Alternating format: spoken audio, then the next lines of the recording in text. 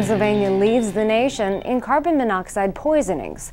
I'm Jill Horner. This is Comcast Newsmakers. With me is Pennsylvania State Representative Frank Farry. Thanks for being with us. Thank you for having me. When we hear a statistic like that the Commonwealth actually leads the nation in carbon monoxide poisonings, why is that the case? Well, we want to be a leader in a lot of things, but obviously not something negative such as this. Pennsylvania is one of the few states that does not have legislation requiring carbon monoxide detectors in dwellings.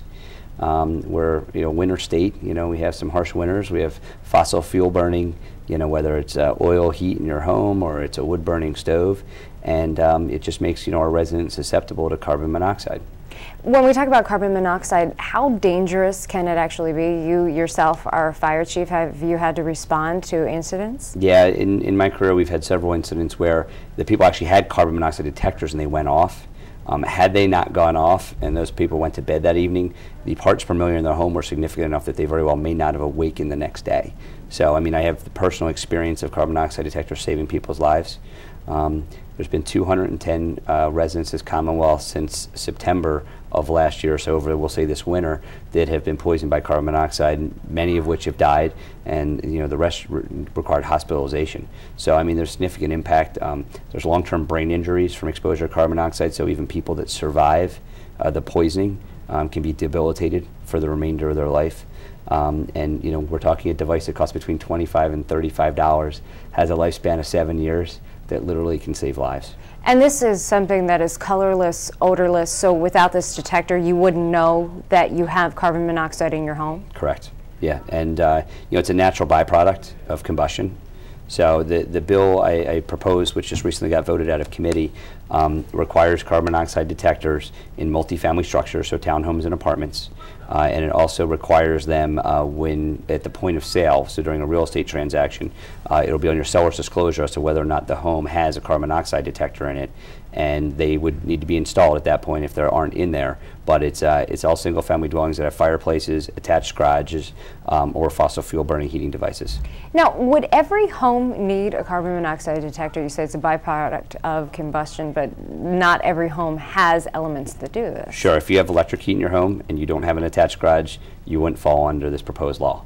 And the reason the garages are included is sometimes people absent-mindedly leave their car running in the garage. Actually, a friend of mine, his carbon monoxide detector actually went off and probably saved their lives because his remote starter was in his pocket when he sat on the couch. It remote started his car in his garage. He fell asleep on the couch watching a baseball game, and luckily the detector went off and they were able to find out what the problem was.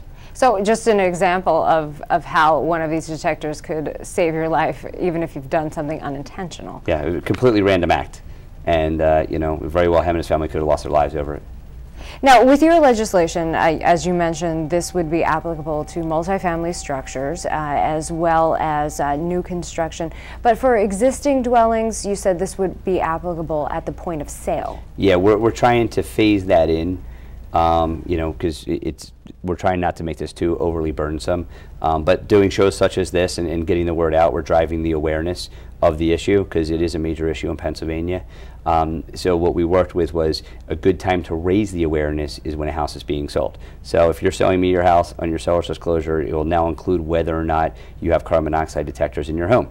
And it brings the awareness, and whether the buyer or the seller or the realtor or whoever it may be purchases them, they will be installed in the home after the real estate transaction. Now, for the rest of us, if we don't live in a multifamily dwelling, if we're not building new construction, if we're not selling our home, how easy is it to install a carbon monoxide detector if we don't already have one? They just plug right into your wall. You can go to your local home supply store, your Lowe's, Home Depot, and the like.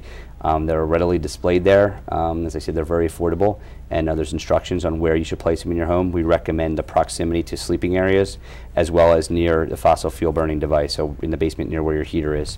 And at the end of the day, just plug it right into the wall and you're set to go. All right, and potentially save a life. Absolutely. Thanks for being with us. Thank you. We've been talking with Pennsylvania State Representative Frank Farry. I'm Jill Horner for Comcast Newsmakers.